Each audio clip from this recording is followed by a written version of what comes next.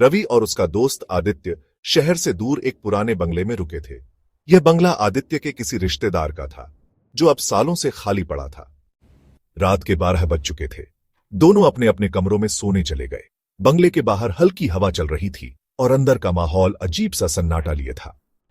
रवि की नींद अचानक खुल गई। उसे महसूस हुआ कि कोई कमरे में मौजूद है। उसने धीरे धीरे आंखें खोली। खिड़की के पास एक काली छाया खड़ी थी। रवि का पूरा शरीर ठंडा पड़ गया।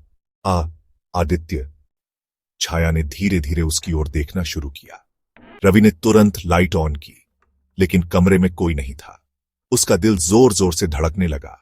वह उठकर आदित्य के कमरे की तरफ भागा और दरवाजा खटखटाने लगा।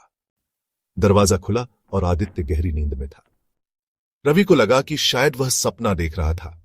वह पानी पीकर वापस अपने कमरे में आ गया और लाइट जलाकर सो गया। लेकिन असली डर अगली रात आया। रवि और आदित्य दोनों अपने अपने कमरों में सो रहे थे। अचानक बंगले के बाहर से किसी के पैरों की आवाज आई, धीमी, घसीटने वाली। रवि उठकर खिड़की की ओर गया, लेकिन बाहर कोई नहीं था।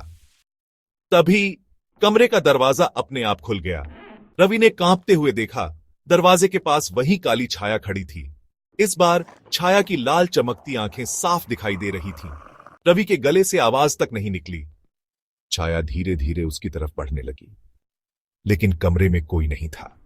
रवि का चेहरा सफेद पड़ चुका था। वह कांपते हुए खड़ा था। क्या हुआ? रवि कुछ बोल नहीं पाया। उसने धीरे से कमरे के दरवाजे की ओर इशारा किया। आदित्य ने जब दरवाजे के पीछे देखा, तुम बच नहीं सकते, दीवार पर लिखा हुआ था। अगली ही सुबह दोनों बिना कुछ सोचे समझे बंगला छोड़कर भाग गए। बाद में उन्हें पता चला कि उस बंगले में पहले एक परिवार रहता था, जिनकी रहस्यमयी परिस्थितियों में मौत हो गई थी, और तब से वहां एक छाया हर रात भटकती थी।